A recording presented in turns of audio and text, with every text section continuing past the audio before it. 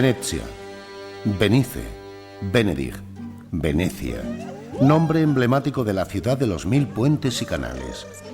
Venecia, ciudad del carnaval y de las lunas de miel, considerada desde tiempos inmemoriales la Serenísima, orgullosa e imperturbable. Por el puente de Rialto desfilaron las riquezas del mundo y tras las fachadas de sus palacios se celebraron las fiestas más suntuosas de Europa. Pero la pompa y el lujo cortesanos eran solo una de las caras de la ciudad acuática. Tras la serena máscara de Venecia se ocultaban ya desde antiguo las facciones de un ladrón. La historia de la ciudad se inicia en el siglo V, cuando las invasiones de los hunos obligaron a los romanos a huir hacia el norte. Fueron perseguidos hasta las islas del mar Adriático. La laguna de Venecia ofreció por fin a la atemorizada población un refugio. Los pantanos y la malaria mantenían alejados a los invasores. Una vez a salvo, era preciso encontrar una solución a una gran dificultad: cómo construir casas en medio de los pantanos y de las aguas bajas. Haciendo acopio de su ingenio, los venecianos clavaron troncos de árboles en el fondo del mar y construyeron sobre ellos los cimientos. No todo salía a la perfección. Unas 60 iglesias y numerosas casas se derrumbaron en el mar. Con el tiempo mejoraron la técnica hasta que surgió toda una ciudad sobre pilotes. Venecia supo aprovechar su ventajosa situación costera. Se construyeron barcas y góndolas y la ciudad dispuso pronto de una flota mercante. Los intrépidos venecianos navegaron hasta el oriente. Más adelante, sus rutas comerciales se expandieron hacia el norte y el oeste. Sus expediciones llegaron hasta las Islas Canarias y Senegal. Entre sus descubridores, el más famoso fue Marco Polo, quien a mediados del siglo XIII emprendió su venturoso viaje hacia China. Se abrieron nuevos mercados y poco a poco Venecia se convirtió en un próspero emporio comercial para toda Europa. Los negocios se efectuaban en Rialto, ante Giacometto. A los comerciantes de frutas y verduras se unieron otros que ofrecían sal de la laguna, pimienta de la India, pieles de Rusia y sedas del Oriente. En los soportales se albergaban las tiendas de los cambistas y los talleres de los orfebres. Las artesanías venecianas recorrían el mundo entero. También el mercado de pescado era ya entonces algo excepcional.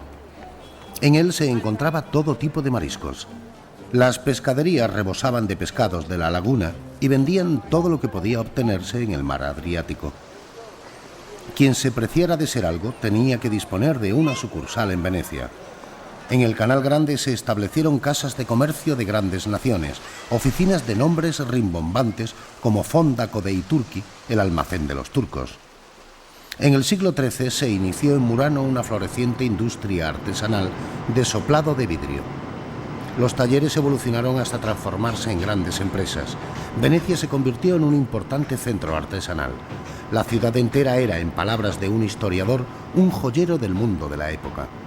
Pero no todas sus preciosas obras eran fruto del propio esfuerzo. Lo que no podía comprarse se robaba.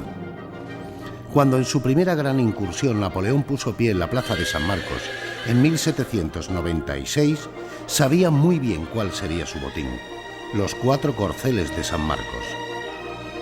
También sabía que unos 600 años antes, esos magníficos caballos de bronce habían sido el orgullo de otra persona. Su nombre, el Dux o Magistrado Supremo de Venecia, Enrico Dandolo. Cuando Napoleón irrumpió en Venecia apenas contaba 27 años.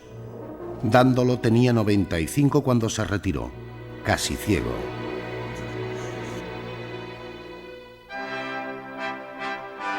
¿Qué no había prometido Dandolo a los venecianos? En la Basílica de San Marcos, bajo el símbolo de la cruz, proclamó que iría a Tierra Santa para luchar con los franceses contra los infieles. Pero lo que empezó como la Cuarta Cruzada acabó siendo una conquista. De camino a Jerusalén, Dandolo varió el itinerario. Sus caballeros marcharon hacia el norte y conquistaron Constantinopla, capital del Imperio Latino de Oriente, hoy Estambul. En 1204 el estrecho del Bósforo fue testigo de la batalla decisiva. A pesar de sus magníficas fortalezas, la ciudad no pudo resistir. Lo que ocurrió después aparece descrito por los cronistas como una orgía de violencia y pillaje. Cristianos arremetieron contra cristianos, los cruzados vencieron a sus propios hermanos en la fe. A partir de entonces Venecia continuó siendo lo que siempre se había considerado, una verdadera Serenísima, la más respetable entre todas las venerables ciudades. Ahora no era ya solo una gran potencia, sino una potencia mundial. El victorioso dux y su flota no gozaron de un recibimiento triunfal. Con casi 100 años, Dándolo hostigó a su caballo en demasía, se rompió la cadera y pereció poco después. Por el contrario, el botín de guerra llegó a Venecia en buen estado. Las valiosas obras artísticas que los cruzados saquearon y expoliaron fueron atesoradas en la Basílica de San Marcos. En una esquina, frente al Palacio Ducal, se incrustaron esculturas del siglo IV. En denominación popular, los 4 ladrones que fueron petrificados al intentar robar en la basílica. El interior de la basílica también recibió su parte del botín. Se ampliaron los mosaicos de la cúpula. Hoy pueden contemplarse más de 4.000 metros cuadrados de piedrecitas doradas. El objeto más suntuoso de la basílica, la pala d'oro, está decorada con finos esmaltes bizantinos. La plancha del altar, de 3,5 metros de largo por 1,5 metros de ancho, es de oro puro. En él puede constatarse que la herencia de Dándolo no fue el primer robo de la Basílica de los Príncipes. En el siglo IX, 2 comerciantes emprendieron viaje a Alejandría con el encargo de robar de un sarcófago los restos mortales de San Marcos. Introducida en un barril de grasa de puerco, la reliquia atravesó la aduana sin dificultad, pues los aduaneros mahometanos se cuidaron muy bien de tocar la grasa del cerdo. Poco después de la llegada de los restos del apóstol, se inició la construcción de la basílica, que recibió su nombre, San Marcos. Antes de que existiera la vía férrea, a Venecia solo se llegaba por vía marítima. Quien pasaba entre las 2 columnas sabía quién le recibía. Los leones de San Marcos y San Teodoro estaban allí apostados, entre otras cosas, para acabar sin demora con los indeseables. Incluso un dux vivió la dolorosa experiencia. En 1350 el dux Marino Falier ya había sufrido más de un revés político. Entonces le llegaron rumores de que un joven patricio le hacía la corte a su esposa y que además se ufanaba de ello.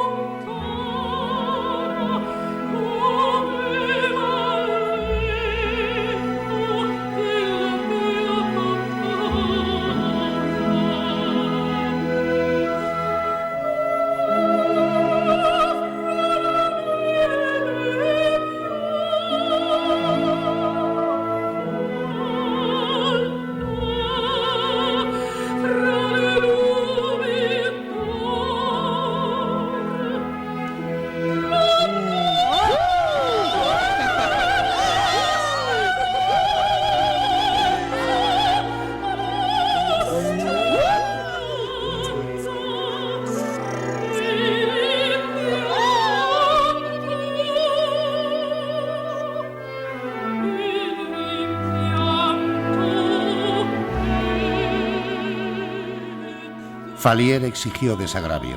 La nobleza se confabuló y el joven galán salió impune del asunto. A resultas de ello, el dux tramó un complot. De una vez por todas, había que destituir del poder a los nobles de la ciudad. El golpe de estado resultó fallido y Falier pasó a ocupar un funesto lugar en la galería de los magistrados supremos. Aquí está Marino Falier, decapitado por sus crímenes. Justo en el mismo lugar por donde un año antes había entrado en la ciudad para tomar posesión de su cargo, el dux perdió su cargo, su honor y su vida. Desde entonces, un adagio veneciano dice: «Cuídate de situarte entre las 2 columnas». Todo esto sucedió a mediados del siglo XIV. Para la nobleza fue el preludio de una nueva era. Mientras en el resto de Europa todavía se construían sólidas fortalezas, aquí se pretendía marcar un nuevo hito. Ligereza y riqueza evidente eran los ideales deseados para el palacio ducal. Casi parece un retrato de la ciudad.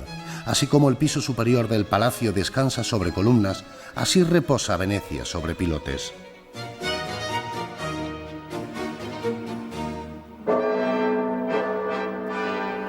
También se abrió para los magistrados supremos una calle del Triunfo, hacia su sede.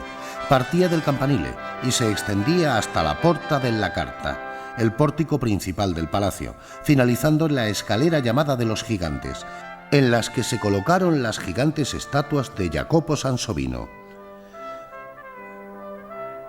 Marte y Neptuno representan la supremacía de Venecia por tierra y por mar.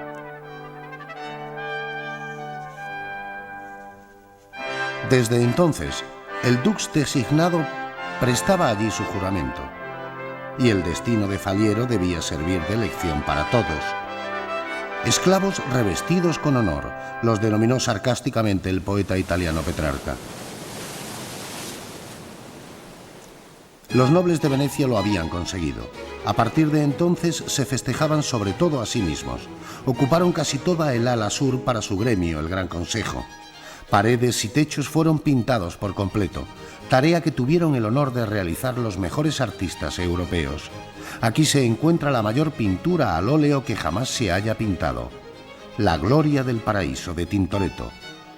Pero en el centro del poder se encontraba la política, que poco tenía de paradisíaca. Aquí el lema rezaba: en primer lugar estamos nosotros, los venecianos, y después los cristianos.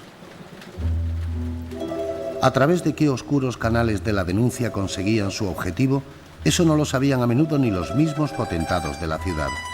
En una lúgubre mañana del mes de julio de 1755, los inquisidores atraparon en sus redes a su víctima más famosa. Un hombre joven había sido acusado de traición. Se trataba ni más ni menos que de Giacomo Casanova, de quien se decía hacía tiempo que corrompía a la juventud. El veredicto: 5 años de arresto. La prisión que le esperaba era ya entonces una de las más tristemente célebres, las celdas del Palacio Ducal, los Plomos de Venecia. A quien iba a parar allí le quedaban pocas esperanzas de volver a respirar el aire. Por ello, al pasar por el puente que conducía a las celdas, más de uno lanzó su postrer suspiro. Pero Casanova no vería por última vez la libertad en el puente de los suspiros. Con una herramienta elaborada por él mismo, consiguió abrir un boquete en la celda. De la noche a la mañana su fuga lo convirtió en un personaje famoso. Toda Europa aplaudió su hazaña. La estrella de Venecia ya se había extinguido.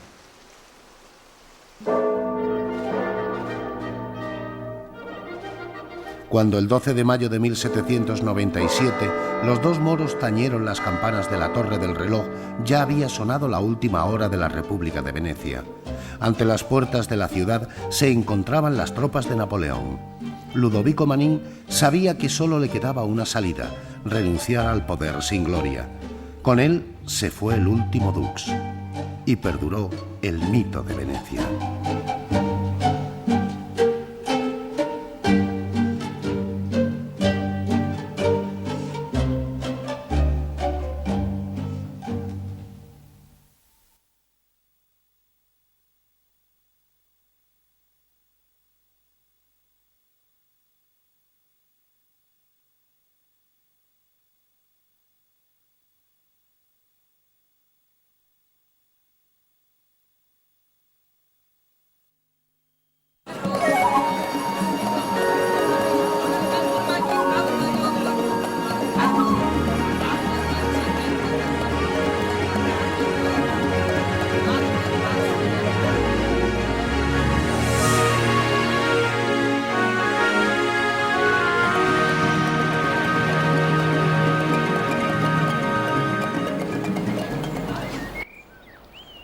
Vista de lejos, la ciudad eterna construida sobre 7 colinas no es más que de piedra.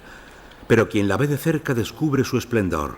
Roma fue y es el viejo mundo. La clave de este mundo se encuentra aquí, en el Capitolio, en la Acrópolis reestructurada por Miguel Ángel en 1536. La amplia escalinata custodiada por Cástor y Pólux conduce al palacio sede del actual Ayuntamiento de Roma. Los romanos tienen una relación francamente erótica con su colina capitolina. Todos los fines de semana, decenas de parejas nupciales se congregan frente a la oficina del registro civil en el Palacio Senatorial.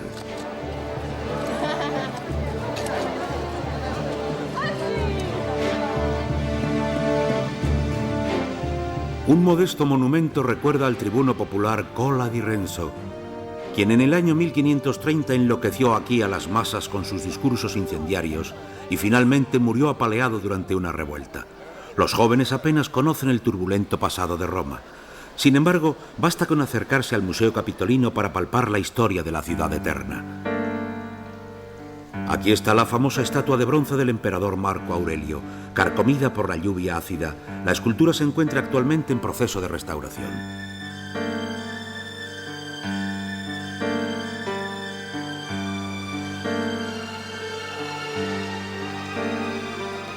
En este momento hay 13 grandes estatuas de emperadores que se están limpiando y restaurando. Y pronto sustituirán a las copias. Los antiguos romanos sentían verdadera pasión por la cultura helenística. En la sala de los filósofos se hallan las cabezas de los grandes griegos, desde el poeta ciego Homero hasta el filósofo hedonista Epicuro. Más de un emperador romano se buscó algún antepasado remoto entre los héroes homéricos, en Eneas o en Troya. Unos pasos más allá está el famoso Gálata muriendo, una de las esculturas más logradas de la antigüedad. La obra fue el exvoto con el que Atalo I, rey de Pérgamo, celebró sus victorias sobre los gálatas hacia el año 200 a.C.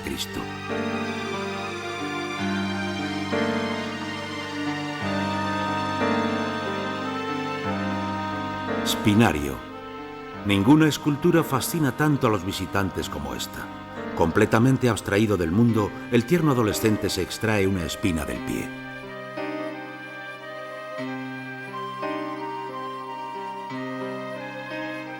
La legendaria loba, símbolo de Roma.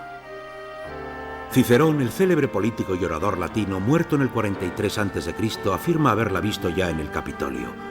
La loba amamanta a los gemelos Rómulo y Remo. A ella deben la vida los míticos fundadores de Roma.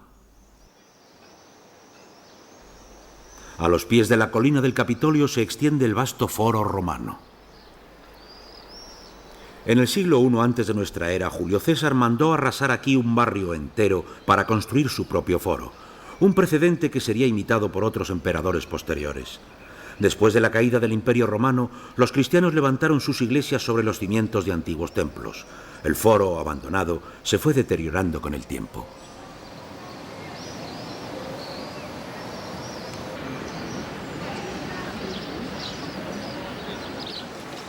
Los turistas que hoy recorren la vía de los foros imperiales hasta el Coliseo, la lujosa avenida construida por Mussolini en 1932, se detienen en este lugar.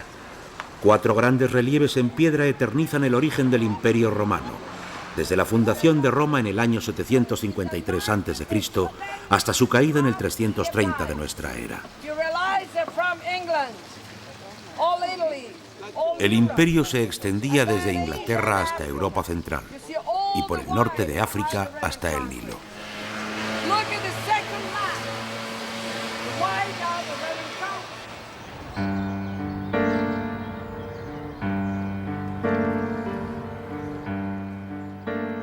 El foro romano está situado en el suroeste y llega hasta el Palatino.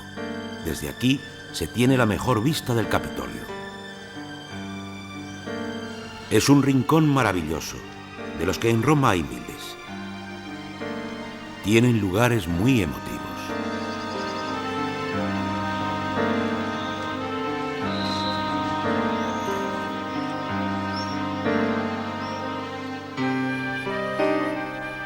El foro se extiende hacia el sur hasta la colina del Palatino, el otro monte mágico de la ciudad. Basta con sentarse a la sombra de una columna y abrir un libro del historiador latino Tito Livio para que la Roma clásica cobre vida ante nuestros ojos con su vida cotidiana, sus fiestas y sus catástrofes. Ahí está la Curia, donde se reunía el Senado romano hasta el gran incendio del 52 a.C. Fue un siniestro tan violento que se fundieron hasta las monedas en las placas de piedra del foro. No sería el último ni mucho menos el peor desastre. Tras la caída del imperio, Roma fue saqueada por godos, vándalos y normandos. Pero la peor catástrofe fue el saqueo de Roma en 1527. El foro se convirtió en un campo vaquino, un vulgar campo de vacas.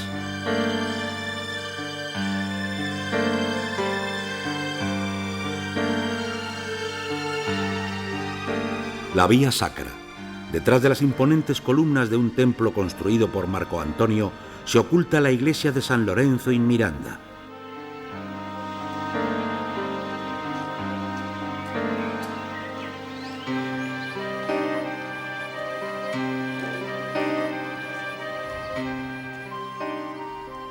Un poco más allá se ven los arcos de la imponente Basílica de Magencio, terminada por el emperador Constantino. Y el Arco de Triunfo de Tito, erigido en el 70 después de Cristo para conmemorar la conquista de Jerusalén, un recuerdo de la destrucción de la ciudad santa por los legionarios romanos. Tampoco en la colina del Palatino se encuentra otra cosa que huellas de un antiguo esplendor. Aquí nació el emperador Augusto, quien se hizo construir en la colina una lujosa residencia donde compartió largos años con su esposa Livia. Después de él residieron aquí los emperadores Tiberio y Domiciano. De todos aquellos palacios solo queda alguna que otra pared de ladrillos.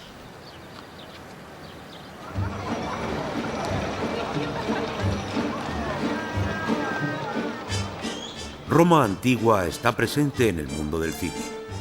Muchos directores famosos han rodado aquí, en el Coliseo, muchas y diversas historias. Mientras exista el Coliseo, existirá Roma. Cuando caiga el Coliseo, también caerá Roma, dijo San Venerable. Y cuando caiga Roma, caerá el mundo entero. El Coliseo de Roma fue construido por el emperador Vespasiano en el 79 después de Cristo. Sus paredes exteriores alcanzan una altura de 50 metros, mide 190 metros de largo y tenía capacidad para 70.000 espectadores. Aquí disfrutaban los romanos, siempre ávidos de espectáculos, de los combates de bestias y gladiadores, sin olvidar las frecuentes ejecuciones de cristianos que también eran espectáculos públicos. Pan y circo, ningún emperador se atrevió a clausurar el Coliseo. La plebe exigía nuevas sensaciones. Hoy los arqueólogos acometen la tarea de medir el interior del Coliseo.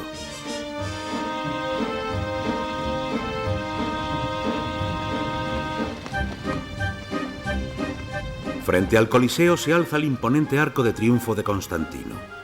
El pueblo y el Senado se lo dedicaron al emperador después de la batalla del Puente Milvio en el año 312. Bajo el signo de la cruz, Constantino guió a la cristiandad a la victoria.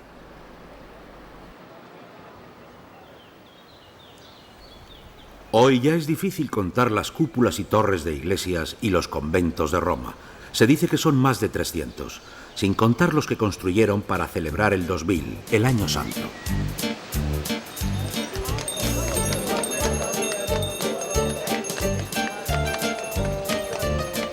A muchos extranjeros les cuesta distinguir entre templos e iglesias. Por ejemplo, el Panteón en la Plaza de la Rotonda es ambas cosas a la vez. Es una de las obras de Marco Vipsanio Agripa, un destacado general del emperador Augusto. El Panteón es un majestuoso edificio circular coronado por un frontón triangular, precedido por un pronaos de 16 columnas corintias y rematado con la mayor cúpula de la antigua Roma.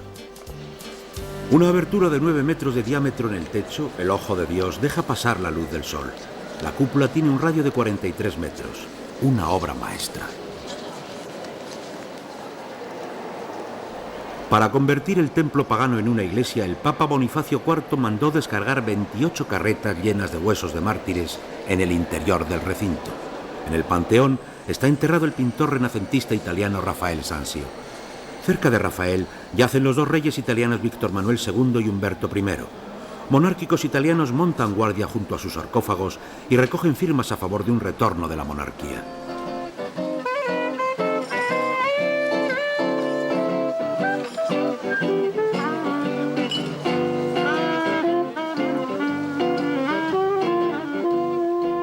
Afuera, en la pintoresca plaza de la Rotonda, se da cita las tardes de verano la dorada juventud romana.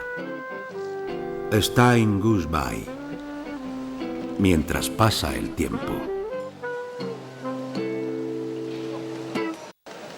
El famoso elefante de Bernini con el obelisco parece divertirse.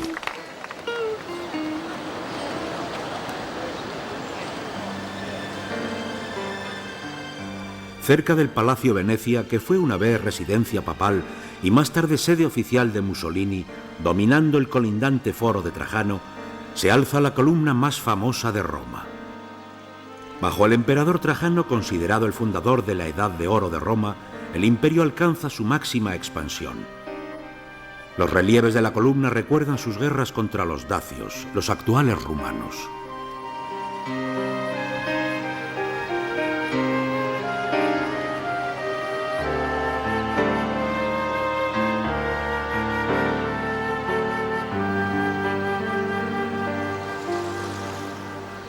Uno de los sitios más románticos de la antigua Roma, junto al Tíber. Uno de los grandes sanatorios dedicado a Esculapio, dios de la medicina.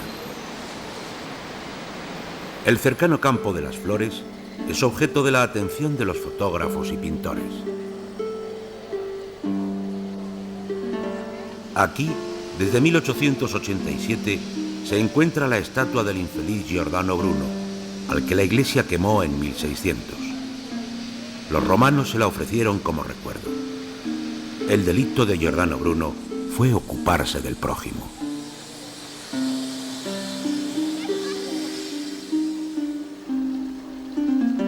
Estamos en la parte más popular de Roma, la zona favorita de los turistas. Y entre los lugares predilectos de la ciudad se encuentra desde hace tiempo una plaza con la siempre concurrida escalinata de España, que conduce a la iglesia de la Trinidad del Monte. La escalinata más bella del mundo invita a ver y dejarse ver.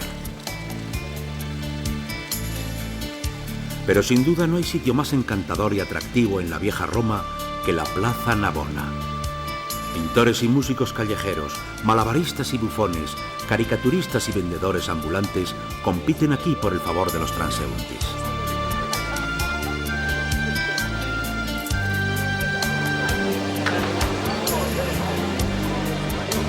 En los numerosos cafés y restaurantes se da cita medio mundo.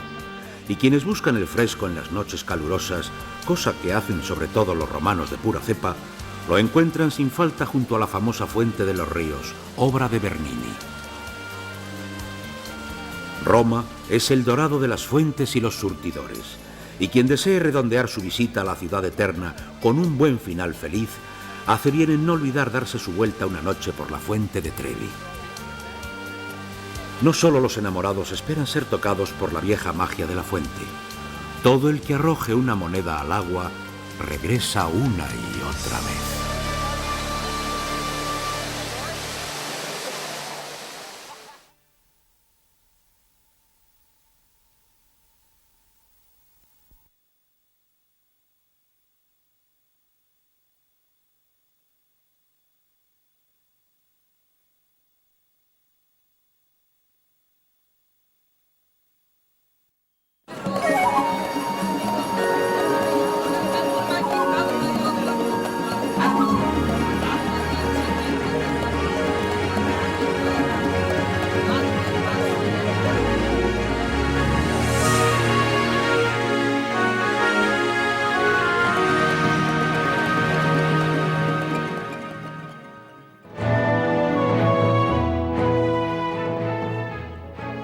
Una ciudad que es una obra de arte, Florencia.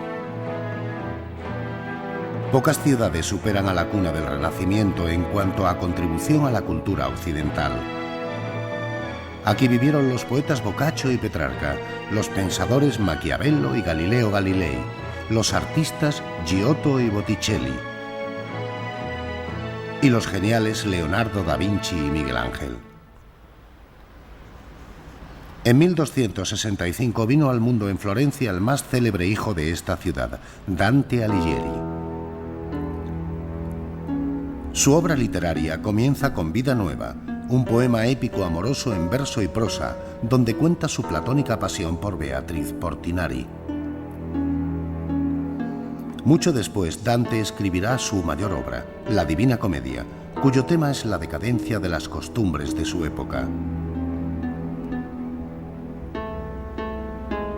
En tiempos de Dante, Florencia prosperaba rápidamente. Tejedores, tintoreros y comerciantes aportaban cuantiosas riquezas a la ciudad.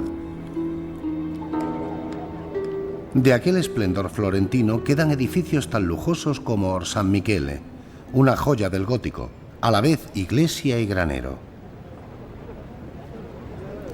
En su fachada, esculturas de Donatello y Ghiberti representan a los santos protectores de los gremios.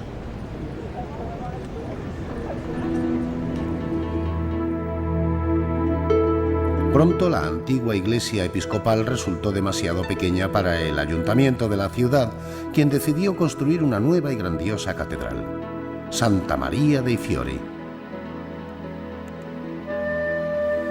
Aunque apenas llama la atención, en la construcción del pequeño baptisterio de enfrente participaron los artistas más renombrados de la época. Las puertas de bronce se deben a Pisano y Ghiberti.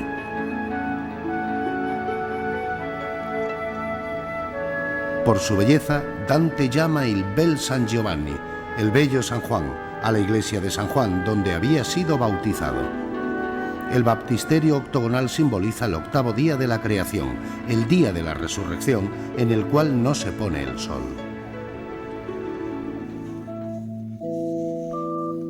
En la ornamentación del espacioso recinto interior abovedado se emplearon elementos arquitectónicos de obras antiguas. En la cúpula aparece el Redentor en un trono adornado con espléndidos mosaicos bizantinos que representan la historia bíblica y el juicio final.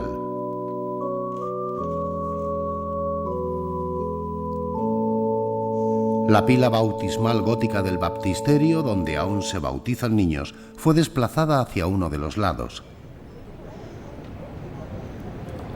La piazza del Duomo, el corazón de Florencia, está repleta de turistas durante todo el año. Animada por pintores y músicos ambulantes, artesanos y comediantes, la vida palpita aquí a todas horas. A menudo la muchedumbre dificulta el paso de los coches de caballos.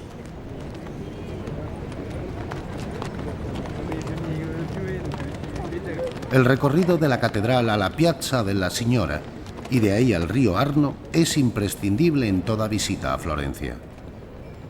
Florencia, la cuna del Renacimiento, una ciudad en el amanecer de los tiempos modernos. Los florentinos hicieron un aporte inconmensurable al pensamiento moderno. Un día, Dante Alighieri encuentra en la iglesia de Santa María de Cerchi a Beatriz Portinari, una joven hermosa como la Virgen, y se enamora de ella para siempre. Su imagen ya no abandonará al poeta y será la inspiración de muchas de sus obras, incluida la Divina Comedia.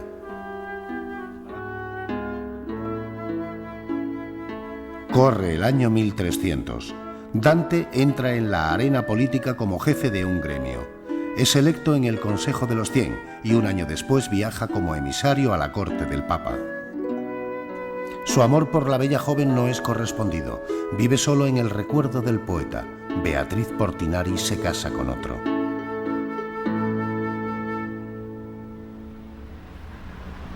Hacia 1400, Florencia es la ciudad más poderosa de la Toscana.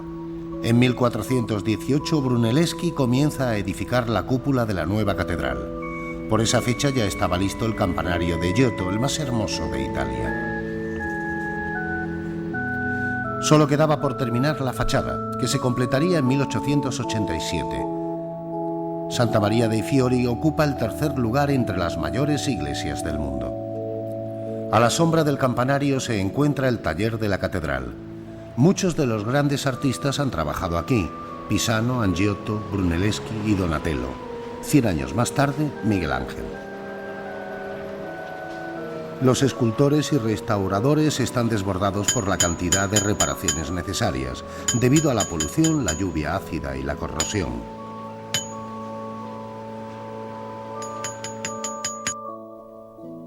La nave es tan sencilla como majestuosa. Se ajusta a los severos ideales religiosos de la Edad Media tardía: renovación de la fe y ascetismo en lugar de derroche. La catedral se construyó con fondos públicos, por tanto era una iglesia de la municipalidad. En las naves laterales, el ayuntamiento hizo eternizar a muchos florentinos eminentes, entre ellos, tras su rehabilitación, a Dante, retratado por Domenico de Michelino.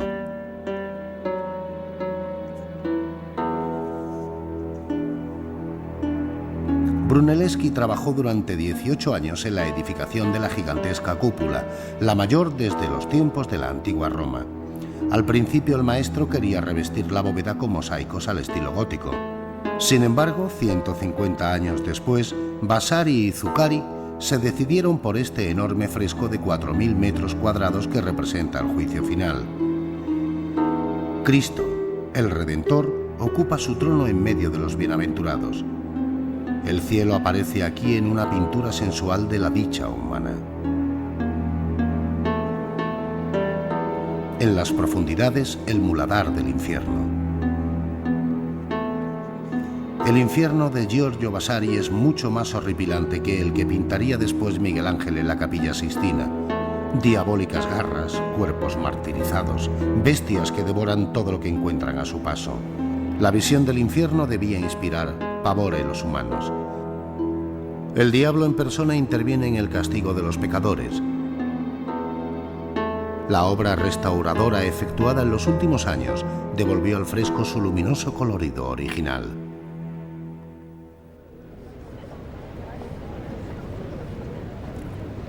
No lejos de la catedral y del campanario de Giotto se levanta San Lorenzo, la basílica fundada por los Medici aquí enterrados. La primera iglesia del Renacimiento fue proyectada en 1419 por Brunelleschi.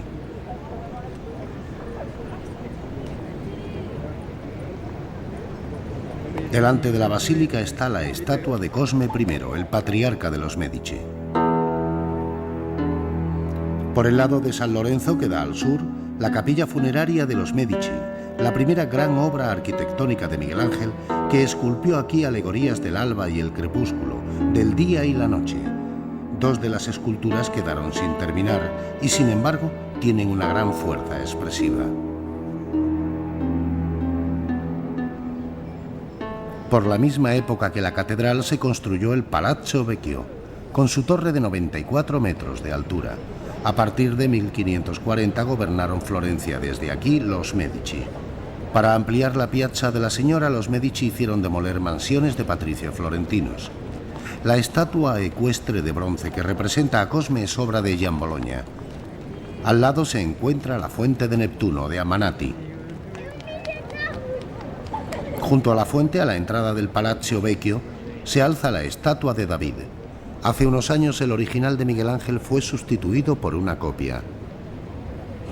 Se ha dicho que el David de Miguel Ángel es el paradigma escultórico del Renacimiento. En su género solo son comparables las mejores estatuas griegas. Entre el ayuntamiento y el río está Gli Uffizi, donde radicaban las oficinas de gobierno y los tribunales de los Medici. El edificio alberga una de las más famosas colecciones de obras de arte del mundo. Mientras dominaron Florencia, los Medici acapararon todas las obras de arte valiosas a su alcance. En el siglo XVIII estos tesoros pasaron a ser propiedad del Ayuntamiento de Florencia. Su valor es inestimable. El visitante recorre salas góticas con obras maestras de Giotto y se detiene fascinado ante los imponentes cuadros de los hermanos Pollaiolo o ante los famosos retratos de los duques de Urbino.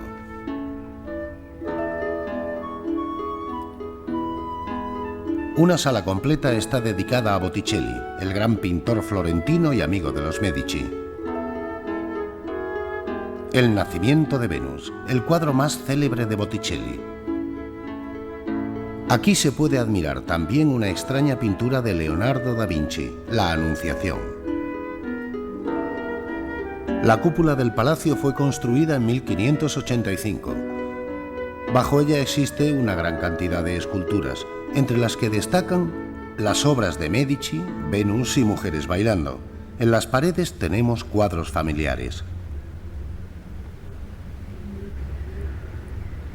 El corredor de Vasari, un pasaje secreto que conduce de Gli Uffizi a la residencia de los Medici al otro lado del río, permitía a la familia gobernante trasladarse desde la sede ducal hasta su palacio privado sin ser molestada.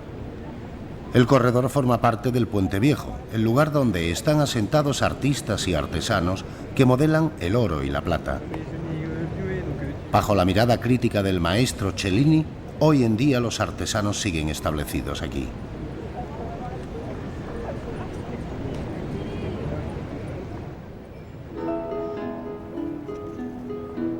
Novia de los vientos. Así llaman los poetas a esta ciudad, debido a las brisas que vienen desde el río Arno. El Palacio Pitti y los colindantes jardines de Boboli servían de residencia a los Medici, quienes modelaron Florencia a su antojo.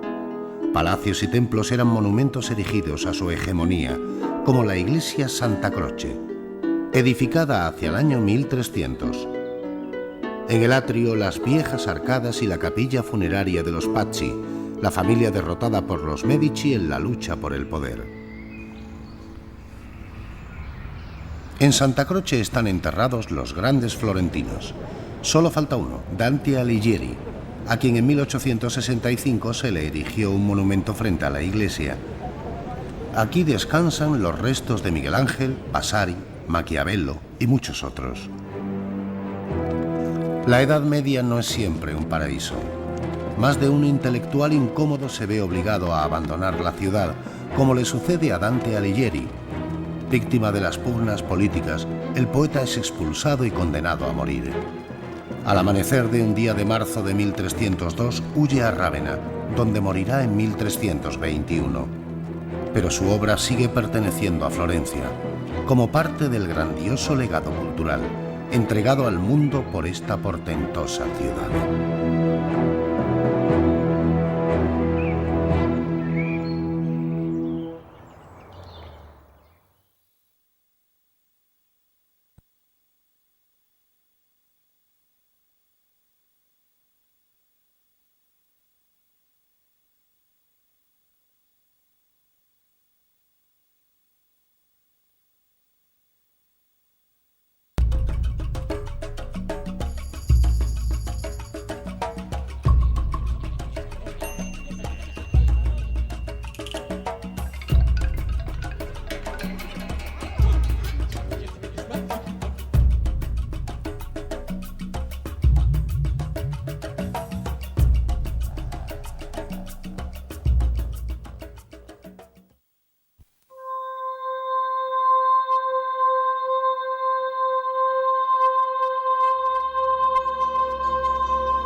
Corre el año 1589.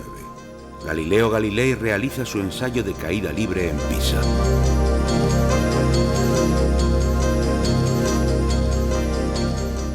Por esta época es profesor de matemáticas en la universidad de su ciudad natal.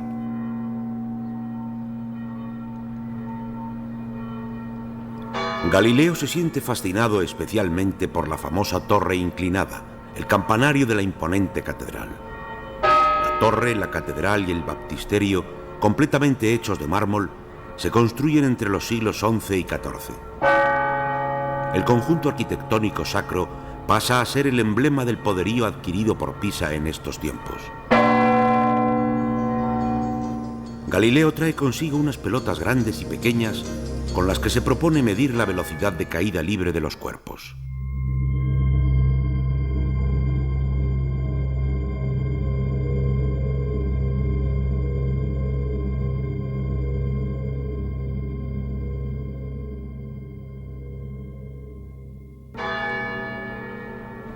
El astrónomo considera que la Piazza dei Miracoli, o Plaza de los Milagros, es el lugar adecuado para su propósito.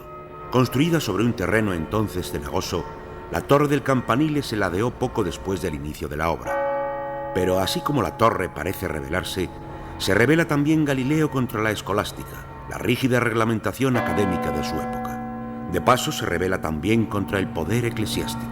Desde la Contrarreforma, la Iglesia Católica frena el desarrollo científico y la libertad de investigación. Su credo, que antepone la práctica a la teoría, es toda una revolución en la época.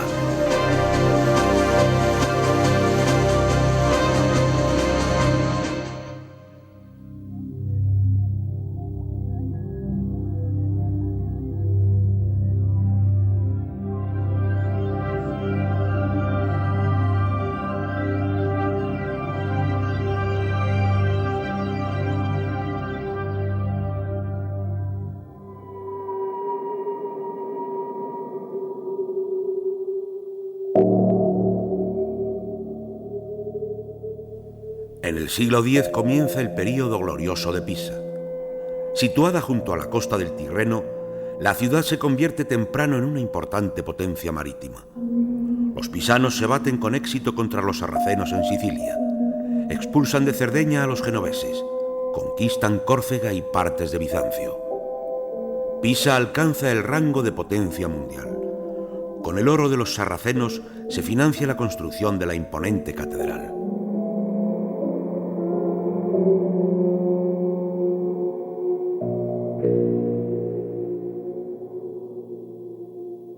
Por entonces los pisanos se sienten los verdaderos herederos de la antigüedad. Aspiran a ser una nueva Roma. Los arquitectos emplean restos de ruinas romanas y adornan el interior de la casa de Dios atendiendo a patrones bizantinos. El estilo arquitectónico pisano no tarda en ser imitado en otras ciudades de Toscana como Siena y Florencia.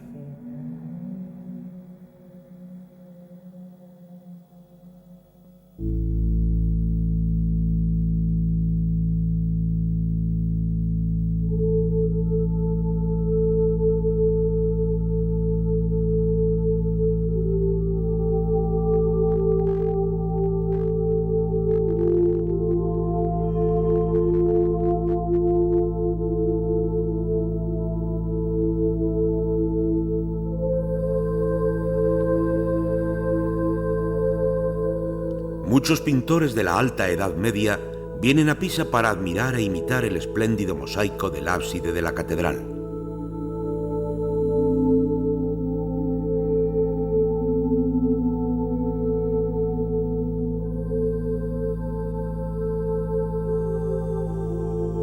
Los arquitectos diseñan el recinto al estilo romano.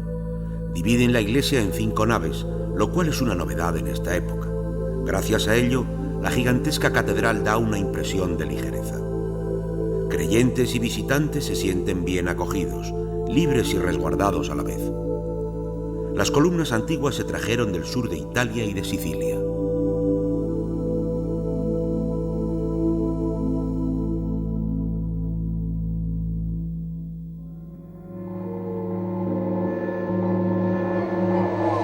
Giovanni Pisano proviene de una familia de arquitectos y escultores famosos. Él es el creador del púlpito de mármol de la catedral. Sus esculturas recuerdan a antiguas deidades.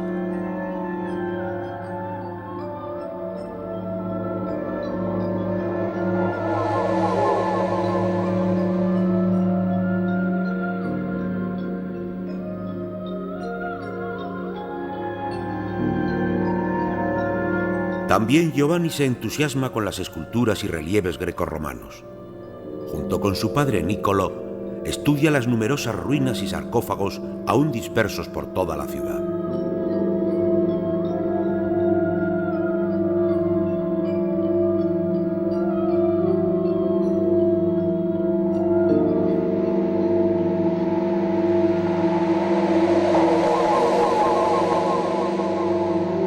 La viveza y naturalidad de los personajes de su versión del infanticidio de Belén son inusuales en la época. Se dice que trabajó 9 años en este conjunto escultórico.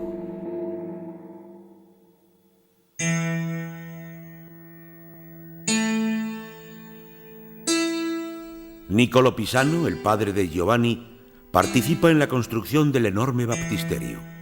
La imponente rotonda está considerada como la mayor capilla bautismal del mundo. Al igual que los demás monumentos, debía simbolizar la grandeza de la ciudad.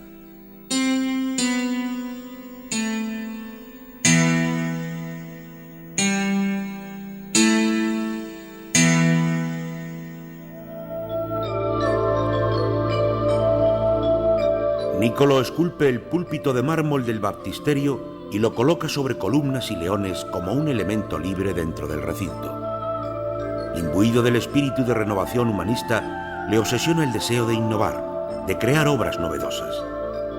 Niccolò Pisano abre así el camino del Renacimiento a los arquitectos y artistas de su época. El David de Miguel Ángel es inconcebible sin su modelo, la estatua de Hércules, obra de Niccolò.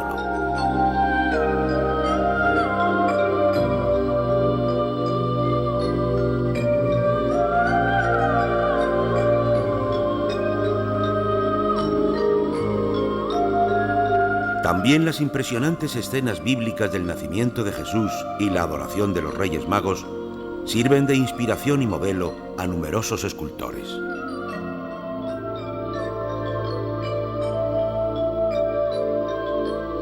El renacimiento temprano en la escultura tiene su cuna en Pisa.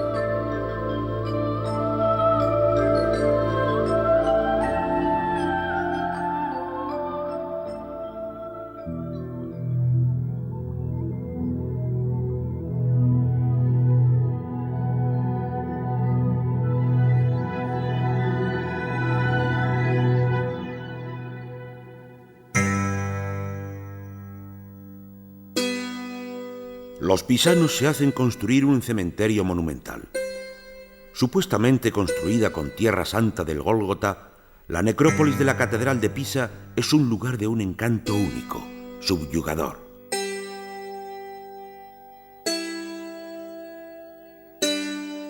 Las familias opulentas enterraban a sus muertos en sarcófagos antiguos.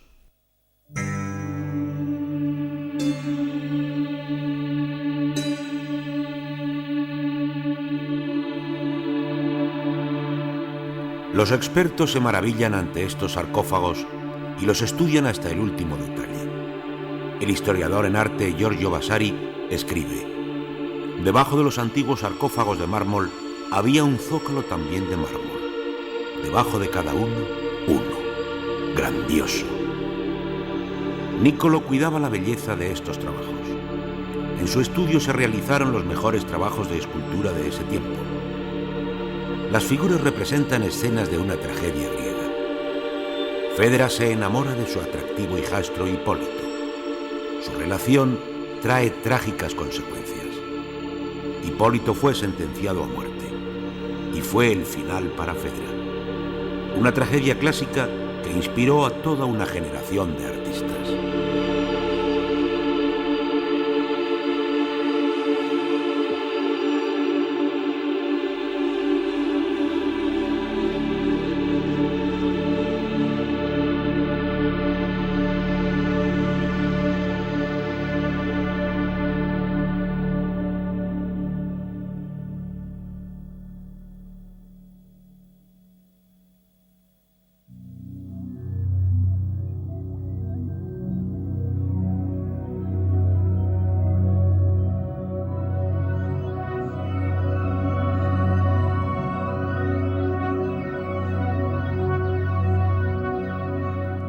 Las bombas de la Segunda Guerra Mundial hacen blanco en el famoso Camposanto y destruyen el mayor ciclo mural del medioevo. Hasta entonces, los valiosos frescos adornaban las paredes de la galería del cementerio. Lo aún recuperable es desprendido y restaurado.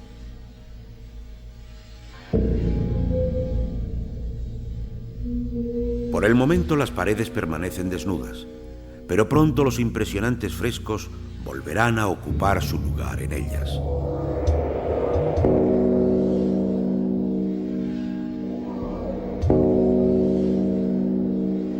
Las escenas del triunfo de la muerte y del infierno, pintadas por maestros desconocidos, muestran la dramática lucha entre el bien y el mal, entre demonios y ángeles.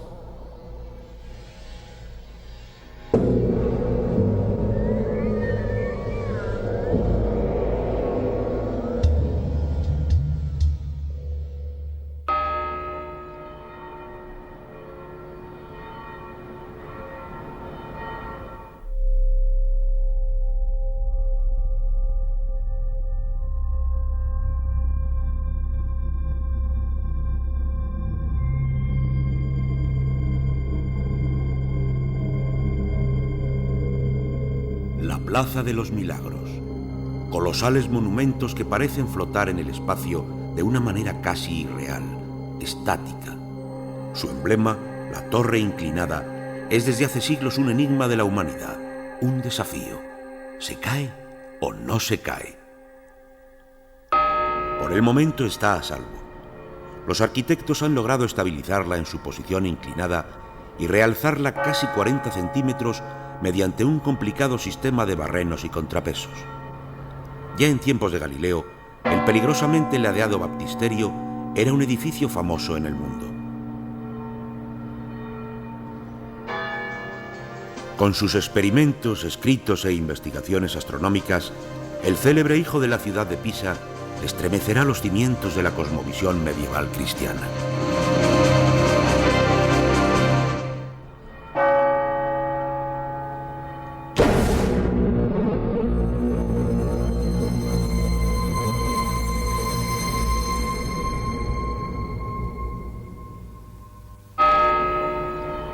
La Plaza de los Milagros, una cuna de la civilización única en su género, donde se sienten las grandes transformaciones históricas de trascendentales cambios de estilos y corrientes artísticas, pero donde también se intuye algo de la impenetrabilidad humana en este mundo.